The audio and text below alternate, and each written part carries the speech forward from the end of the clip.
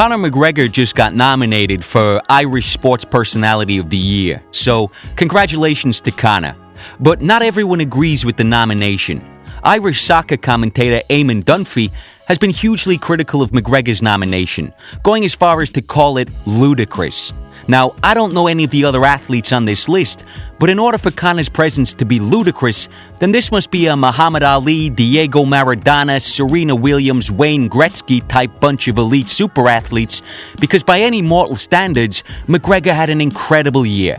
But I'll come back to Eamon's comments later. First, I want to explain exactly why I hate these types of awards. The Irish Sports Personality of the Year is selected by a public vote from a predetermined shortlist, so the public decide the winner, which is good.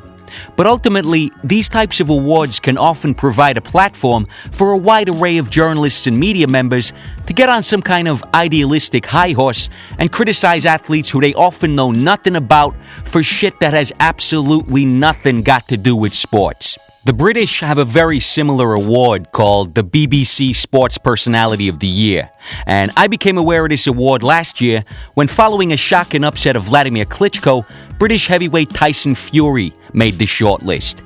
Now, if you're unfamiliar with the Gypsy King, then I'm more than happy to introduce, because for my money, Tyson has the most compelling personality in sports. Firstly, he's hilarious. But what I find really endearing about the guy is that he's a completely open book. He presents a much deeper personality than almost anyone in sports. By the way, Tyson Fury is about the best name a boxer could ever have.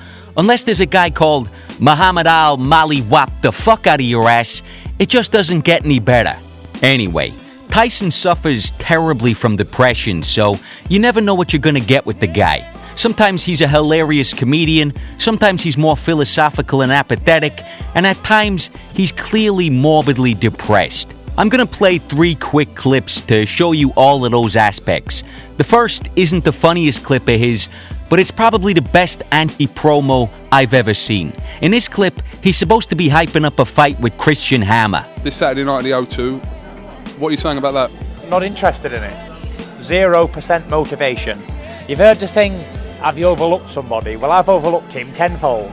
I haven't got a percentage, 1%. On the speedometer of how highly I rate or respect or I'm afraid of Christian Hammer, 0, don't even move. It don't even get me buzzing. Do you know what the first bit, it's not even revving at 50 revs. It's like 0, minus 50, it's bullshit. That's what I think of it anyway. No interest, overlooked him. I've overlooked him. I've hardly done any training, as you can tell by the fatness of me. And if I win, I win. If I don't, I don't. Simple. What more can I say? If I'm any good, I'll win. If I'm not, I'll lose, like I always say. There's nothing spectacular about it. It's a boxing match, isn't it? Not interested, haven't trained, out of shape. If I lose, I lose. A fight's a fight. Who gives a shit? Typical Tyson Fury, fucking hilarious. But that's just one side of the guy.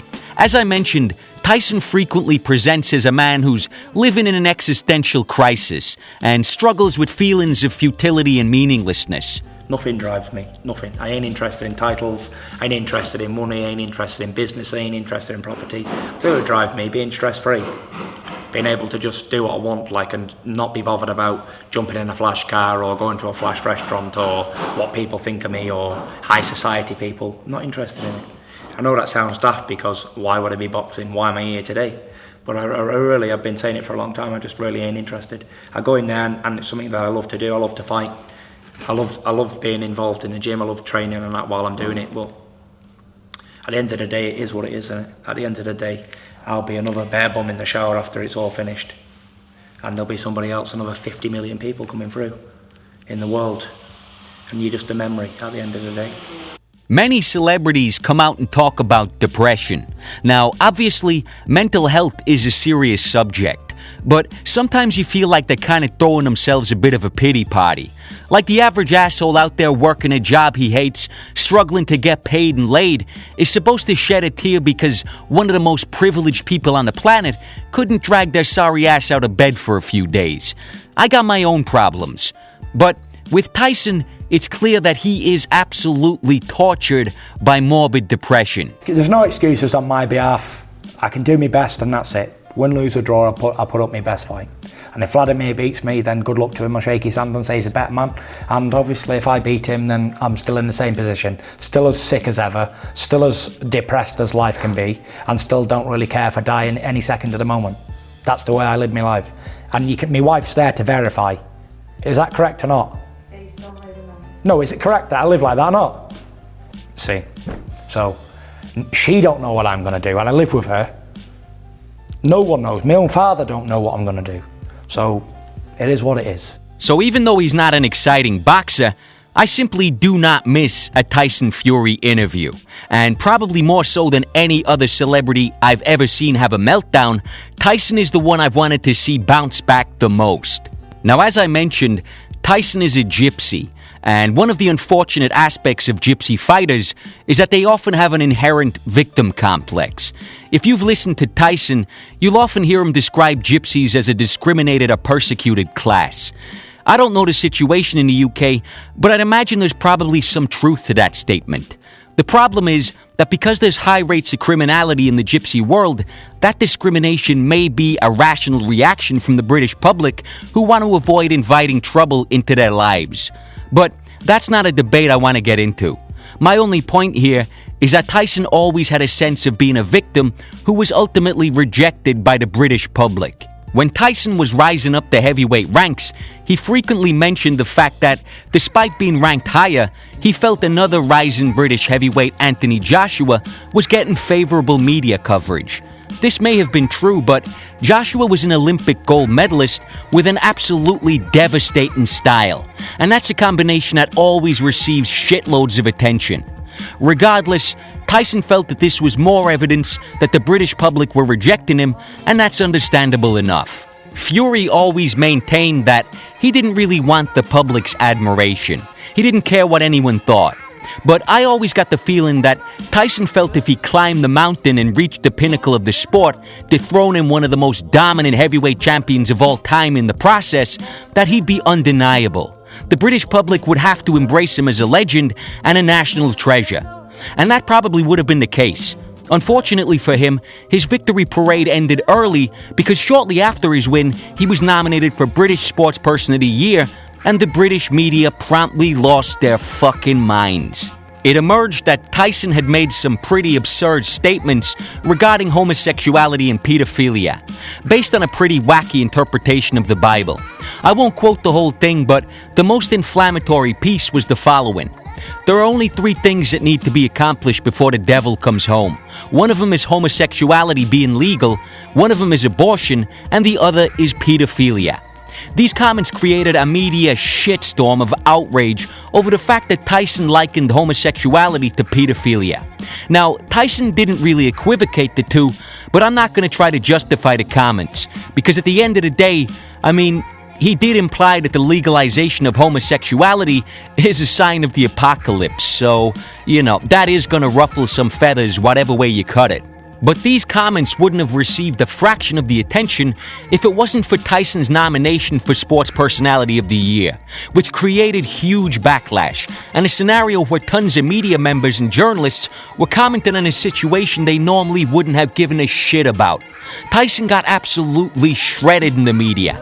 It got ugly, and rather than being carried around on the shoulders of the British public as a hero, like I'm sure he imagined, 138,000 assholes signed an online petition to remove him from the shortlist. One of the other nominees threatened to withdraw from the ceremony. Overall, the media and journalists used the award as a platform to cast moral judgment and as a stick to spank the fuck out of Tyson. To be fair, there were a lot of reasonable voices on the subject, like Ricky Hatton, who understood Tyson comes from a completely different world. The man is a gypsy who still regularly lives in a trailer. The guy probably rides a fucking pony to the gym. I'm not excusing his comments, but if you were expecting a polished, politically correct paragon of virtue, then you're the one who's out of touch with reality. The man is a gypsy who punches people in the fucking face for a living. What do you expect? Thankfully, the British public made their voices heard, and although he didn't win the award, he came in 4th. That's a small victory and a sign that he was still in the good graces of many British fans. But Tyson basically imploded in 2016. He's been battling depression, seems completely disinterested in fighting, and was pulled out of the Klitschko rematch following a failed drug test for cocaine. Now, Max Kellerman did a brilliant video on this where he drew a comparison between Tyson and the famous chess phenom Bobby Fischer. He made the case that Tyson talked all the shit in the world on his way to the top, achieved everything he said he would, but then buckled under the pressure of having to maintain that level of success. I enjoyed the piece, but I don't think it tells the whole story. Tyson clearly found it very difficult to handle all the backlash, and it must have been bizarre for the guy living in the exact opposite climate to what he expected. I mean, how could you reconcile beating an incredible champion like Klitschko and becoming the undisputed heavyweight champion of the world with then being completely vilified in the media? I'm not saying the backlash caused his downward spiral, there's just no way to know. But when you consider the nature of the backlash and the fact that the man is prone to depression, I don't think I'm sticking my neck out by suggesting that it was almost certainly a contributing factor. He was clearly shocked at having to defend himself publicly, and I think the whole thing fucked him up. It's kind of a tragic chapter in Tyson's story. A period of celebration turned self-defense against the suffocating politically correct left who are always looking for a new source of outrage. But I'm not a homophobe, I'm not a sexist, I'm not any of those, I'm not a bigot, I'm not a racist, I'm a gypsy. I'm being racist towards for the past 27 years. You don't hear me complain about it, do you? I don't write any newspaper articles about it. You know, it is what it is. But I ain't any of the above. I ain't a homophobe, I ain't a bigot, I ain't a racist, and I definitely ain't a sexist. So you've heard it from the horse's mouth. If I was, I'd say it straight to you now. I'd tell the world this is what I am. Because I don't have anything to hide. So almost exactly 12 months later, another fighter gets nominated on the back of an incredible accomplishment, which causes a journalist who would never normally be commenting on the sport to start talking shit. So finally, here's the exact quote. McGregor is a phenom, but he's a celebrity more than a sports person. I think it's a case that many media outlets are desperately jumping on the Conor McGregor bandwagon. They see that he's popular with young people, and they feel that they have to do some cheerleading. Now, I've detailed Conor's accomplishments ad nauseum on this channel, and simply stating that he's the first fighter ever to hold two belts simultaneously is enough to refute those comments.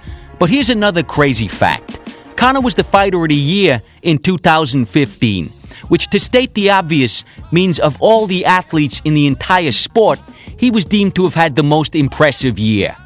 Conor is currently on a very short list to repeat that accomplishment this year. If he does that, then in back-to-back years, Conor will have been the most impressive athlete in the entire sport. Just fucking incredible. Now, Fighter of the Year and winning two belts are both sporting accomplishments and have absolutely nothing to do with attending Jennifer Lopez's birthday party. So no, Eamon, this is not a case of fanciful cheerleading of a fucking celebrity. Now, the guy is a soccer commentator, so he may generally be brilliant and insightful. But with regards to MMA, come on, give us a break here.